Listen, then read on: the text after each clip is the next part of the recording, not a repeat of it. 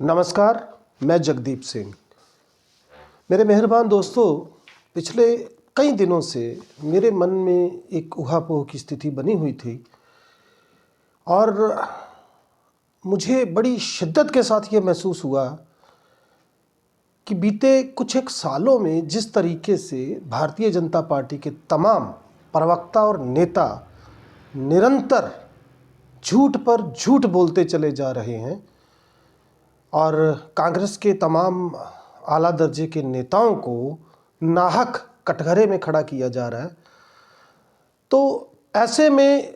ये वक्त की ज़रूरत बन जाती है कि सच जो है वो उस भोली भाली जनता के सामने लाया जाए, जिसे बरगलाने की, बहकाने की, एक तरह से दिशा भ्रमित करने की, दिग्भ्रमित करने की निरंतर कोशिशें हो रही है। इससे पहले कि मैं आज अपनी बात शुरू करूं, मैं चाहूँगा, एक बड़े बाकमाल शायर हुए इस देश में, राहत इंदौरी साहब, आज वो इस दुनिया में नहीं हैं। उनकी मुखारबिंद से निकली चंद पंक्तियां मैं आपकी नज़र करना चाहता हूं, जिनमें वो कहते हैं, मेरा जमीर मेरा एतबार बोलता है, मेरी जुबां से परवरदिगार बोलता है, कुछ और तो जैसे उसे आता ही नहीं, मगर वो झूठ बहुत शानदार बोलता है। ये विडंबना है इस देश की कि भाजपा के तमाम नेता, जिनमें वरिष्ठ नेता भी शामिल हैं, उदाहरण के तौर पर माननीय प्रधानमंत्री नरेंद्र मोदी जी या हमारे गृह मंत्री अमित शाह साहब ने भी कई मर्तबा कुछ इस तरीके के आरोप कांग्रेस पर मढ़े हैं और ख़ास तौर से पंडित जवाहरलाल नेहरू जी पर कुछ ऐसे आरोप लगाए हैं जिनका कोई आधार नहीं, जिनमें कोई सच्चाई नहीं। और जब कोई इस दर्जे का, इस कद का नेता देश की सबसे बड़ी पंचायत के अंदर यानी संसद के अंदर कुछ इस तरीके से बात रखता है, तो निश्चित तौर पर यह एक बड़ा गंभीर मामला बन जाता है। तो आज से एक प्रयास, एक कोशिश, एक कवायद हम शुरू करने जा रहे हैं और इसके पीछे की मंशा बड़ी साफ है। चूँकि ये तमाम नेता और प्रवक्ता, मैं साफ साफ शब्दों में कहूँ तो उन गड़े मुर्दों को कब्र में से निकालकर, उन सड़ी गली लाशों को झूठ के मलबे में लपेटकर लोगों को परोसने से लेश मात्र भी गुरेज नहीं कर रहे। ऐसी दो चार नहीं बल्कि दर्जनों या सैकड़ों मिसालें आपके सामने मैं सिलसिलेवार ढंग से रखूंगा कि ये तमाम नेता और प्रवक्ता उन बड़े चैनलों पर, तथाकथित गोदी मीडिया पर बिल्कुल भी इन्हें कोई इस बात में गुरेज नहीं है, जो ये झूठ या मैं कहूँ एक तरह से तमाम तथ्यों को तोड़ मरोड़ कर अपने हिसाब से अपने सियासी मफाद को ध्यान में रखते हुए बोलने से चूकते नहीं। तो चलिए आज शुरुआत करते हैं। आज पहली मर्तबा जब हम इस समुच्चे मामले पर कड़ी दर कड़ी सिलसिलेवार ढंग से एक सिस्टमेटिक पॉइंट ऑफ व्यू के साथ बात रखेंगे और बताएंगे आपको कि सच क्या है और जो झूठ निरंतर जनता के साथ बोला जा रहा है उसके पीछे की वास्तविक सच्चाई और मंशा क्या है। आज जो सबसे पहला इस मामले में मैंने जिस नेता को और उसके झूठ को सामने लाने की कोशिश करनी चाहिए है, वो है साध्वी प्रज्ञा सिंह ठाकुर। नाम तो आप सब जानते ही होंगे। प्रज्ञा ठाकुर के बारे में जब बात होती है तो एक बात और मैं यहाँ कह दूँ कि ये वो नेता हैं जिन्होंने इस देश में एक नई लीग स्थापित की कि जब आप नफ़रत की बोली बोलते हैं, जमकर जहर उगलते हैं, तो आप सियासी मंच पर कामयाबी के कई सोपान तय कर सकते हैं। साध्वी प्रज्ञा ठाकुर के बारे में आपको पता ही होगा कि नाथूराम गोडसे को लेकर इनके कई बयान हैं और ये एक सजायाफ्ता नेता है, फिलहाल इन दिनों जमानत पर है। तो साध्वी प्रज्ञा ठाकुर आज तक के मंच पर बैठकर क्या कहती है, जरा एक मर्तबा पहले आप इसे सुन लें, इसके बाद हम आगे की बात करते हैं। तो आपने सुना प्रज्ञा ठाकुर किस तरीके से अपनी बात रखते हुए पंडित जवाहरलाल नेहरू, स्वर्गीय प्रधानमंत्री इस देश के पहले, जिनके खिलाफ तो मुझे लगता है कि भारतीय जनता पार्टी ने तय कर लिया है कि उनको कटघरे में खड़े करना है। फिर चाहे मामला कोई हो, बात किसी तरीके की हो, किस्सा कोई हो, तोड़ मरोड़ कर मामले को झूठ के साथ कुछ ऐसे जनता के सामने रखना है कि ये साबित करने की हर मुमकिन कोशिश हो कि इस देश को हुए किसी भी तरह के नुकसान के लिए पंडित नेहरू जिम्मेदार थे। मैं तो ये तक कहना चाहूँगा कि भारतीय जनता पार्टी वाले तमाम नेता और प्रवक्ताओं को चाहिए कि वो पंडित जी का नाम पंडित नेहरू की जगह जिम्मेदार नेहरू कर दें, तो वो ज़्यादा बेहतर होगा, क्योंकि मंशा जो है वो बड़ी साफ़ है। तो अब मैं आपको बताऊं ये पूरा मामला क्या है। और दुख इस बात का भी होता है कि आज के इस दौर में जब सोशल मीडिया जो है वो करीब करीब हर भारतीय को अवेलेबल है, हमारे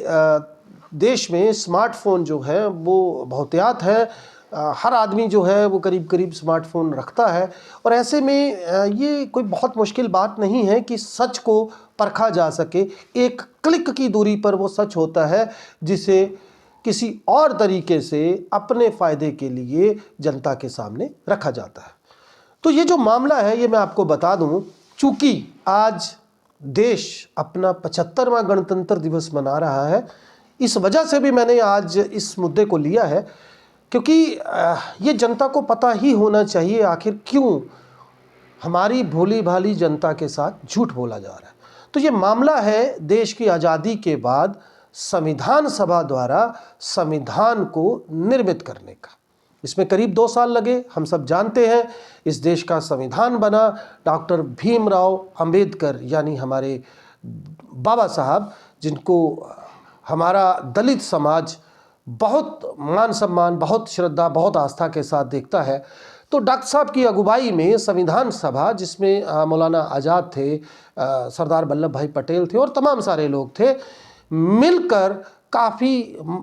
विचार विमर्श के बाद, गहनता से मनन करने के बाद, छोटी छोटी बारीकियों को देखने और समझने के बाद अंततः हमारा संविधान निर्मित हो गया। जब संविधान बना तो चूँकि ये तमाम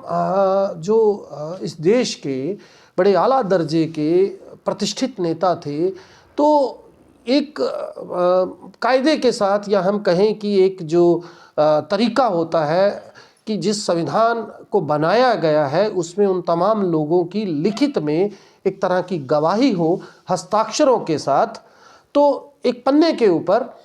एक रिदम के साथ ये जो है तमाम नेताओं ने साइन किए। अब जैसे साध्वी प्रज्ञा ठाकुर ने कहा कि पंडित नेहरू जी जो हैं वो चाहते थे कि सिर्फ उनके साइन हो, या उनको इतनी लालसा थी कि वो अपने सिग्नेचर जब कर रहे थे तो उन्होंने जगह ही नहीं छोड़ी ताकि तत्कालीन और जो भारत के पहले राष्ट्रपति थे महामहिम डॉक्टर राजेंद्र प्रसाद, वो हस्ताक्षर कर सके। ये सफ़ेद और कोरा झूठ है जो इस देश की जनता के साथ, देश के तथाकथित खुद को स्वयंभू बहुत बड़ा न्यूज़ चैनल कहने वाले आज तक पर। और अफसोस इस बात का भी है कि जिन पत्रकार महिला ने ये सवाल उनसे पूछा, जहाँ जो बात कर रही थी, उन्होंने भी ज़रूरी नहीं समझा कि वो सच्चाई को सामने लाएं। तो अब आप ज़रा गौर से देखिए, ये जो मैं आपको बताने की कोशिश कर रहा हूँ,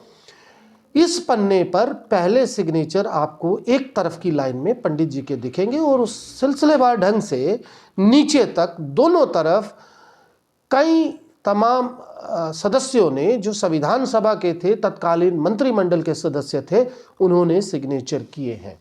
और अब आप जरा गौर से देखिए, इन 2 तरफा बनी पंक्ति जिनमें सिग्नेचर्स हुए हैं, हस्ताक्षर हुए हैं, इनके बीच में डॉक्टर राजेंद्र प्रसाद जी के सिग्नेचर है। अब दरअसल राष्ट्रपति इस देश का सर्वोच्च पद होता है और राष्ट्रपति इस देश के प्रथम नागरिक माने जाते हैं, तो उनके सिग्नेचर सबसे ऊपर और दोनों पंक्तियों के बीच किए गए हैं, जो कि कायदा कहता है। आप इस बात को ऐसे भी समझ सकते हैं कि जब कभी कहीं हमारी इंडियन आर्मी या बाकी तरह की पैरामिलिट्री फोर्सेस के जवान खड़े होते हैं किसी परेड में या किसी तरह की कोई डिसिप्लिनरी पॉइंट ऑफ व्यू से कोई अगर वहाँ पर तादाद में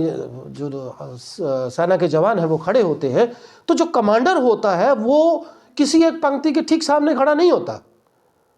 वो दरअसल बहुत सारी पंक्तियां जो जवानों की बनी होती है उनके मध्यांतर में यानी बीच में खड़ा होता है, ताकि वो तमाम जो जवान वहां खड़े हैं उनको वो एज अ कमांडर रिप्रेजेंट कर सके। और ठीक वही पैटर्न यहां पर भी रखा गया जो जरूरी था। चूंकि राष्ट्रपति महामहिम होते हैं इस देश के, तो पहले सबसे सिग्नेचर उनके आए हैं। लेकिन देखिए आप इनकी मंशा कैसे इस सच को झूठ में तब्दील कर दिया गया, ये कहते हुए कि पंडित जी ने तो जगह ही नहीं छोड़ी। यद्यपि पंडित जवाहरलाल नेहरू इस देश के तब प्रधानमंत्री थे, पहले प्रधानमंत्री थे, जैसे कि डॉक्टर राजेंद्र प्रसाद थे। तो पंडित जी के सिग्नेचर राष्ट्रपति महोदय के सिग्नेचर के तुरंत नीचे, महामहिम के सिग्नेचर के तुरंत नीचे एक तरफ हुए, यानी राष्ट्रपति जी के सिग्नेचर दोनों पंक्तियों के बीच में है, जो आप इस तस्वीर में, जो कि सोशल मीडिया पर आसानी से अवेलेबल है, देख सकते हैं कि बाकी के तमाम लोग, फिर चाहे वो सरदार वल्लभ भाई पटेल हैं, मौलाना आज़ाद साहब है, खुद डॉक्टर भीमराव अंबेडकर साहब है, या बाकी के लोग जो संविधान सभा या कि उस मंत्रिमंडल के सदस्य थे, उन तमाम लोगों के सिग्नेचर हुए। यहाँ मैं एक और बात बताना चाहता हूँ और पूछना चाहता हूँ भारतीय जनता पार्टी के नेताओं और प्रवक्ताओं से कि भाई ये तो आपके काल में, जिसे आप राम राज्य कहते हैं, यहाँ पर संभव है कि इस देश के पहले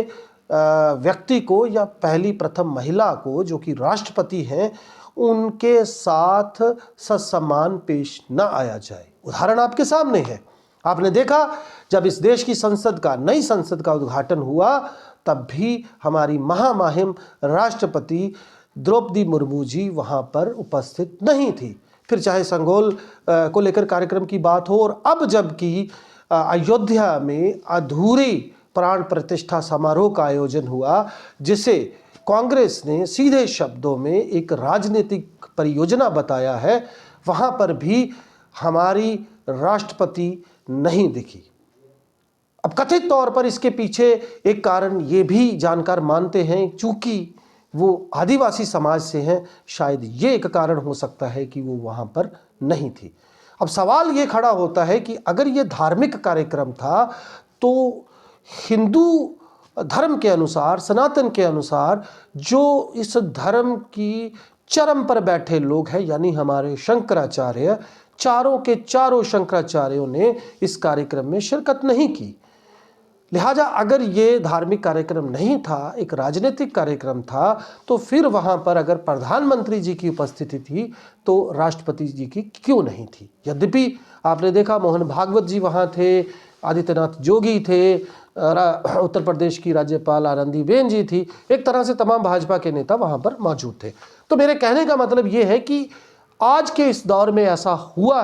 होता है कि राष्ट्रपति को वो सम्मान हासिल ना हो सके जो उनका अख्तियार है, अधिकार है। लेकिन उस जमाने में जब देश आज़ाद हुआ था, ऐसा नहीं होता था। बावजूद उसके मामले को तोड़ मरोड़ कर आपके सामने रखा गया, बताने की कोशिश ये की गई कि पंडित नेहरू जी जो थे वो सबसे बड़ी शख्सियत थे, सबसे बड़े नेता थे, और अपने मन मर्जी माफिक ढंग से वो व्यवहार करते थे। अभी आने वाली कड़ियों में जब मैं आपसे बात करूंगा तो आपको हैरत होगी। कभी उन पर आरोप लगता है कि वो अपने कपड़े धुलवाने जो है वो पेरिस भेजते थे। कभी उन पर आरोप लगता है कि अगर 2 दिन जम्मू कश्मीर में युद्ध और जारी रहता तो समूचा कश्मीर, जो आज पाक अधिकृत कश्मीर है, वो भी भारत का हिस्सा होता। ऐसे बड़े सारे आरोप जो है निरंतर पंडित नेहरू जी पर लगाए जा रहे हैं। तो लिहाजा हमारी ये कोशिश होगी, जिस तरीके से आज हमने आपको ये पहला सच बताया है और मुकम्मल पड़ताल के बाद हकीकत से, तथ्यों के साथ आपको रूबरू करवाया है, हमारी ये कोशिश निरंतर जारी रहेगी। तब तक के लिए इजाज़त दीजिए। नमस्कार, खुदा हाफिज़।